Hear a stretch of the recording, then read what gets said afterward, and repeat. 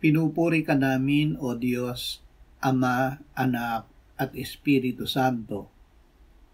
Salamat, Ama, na ibinigay mo sa amin si Jesus na iyong anak, na namatay para sa aming kasalanan, iyong muling binuhay, iniakyat at iniluklok sa iyong kanan sa langit. Salamat na ibinigay mo sa amin ang iyong banal na Espiritu, at sa pamamagitan niya ay ibinuhos mo ang iyong pag-ibig sa aming puso. Salamat na kami ay binigyan mo ng buhay na walang hanggan noong kami ay sumampalataya sa iyong anak. Dahil ikaw ang nagsabi, nakakatiyak kami na kami ay hindi mo kalilimutan, iiwan o pababayaan.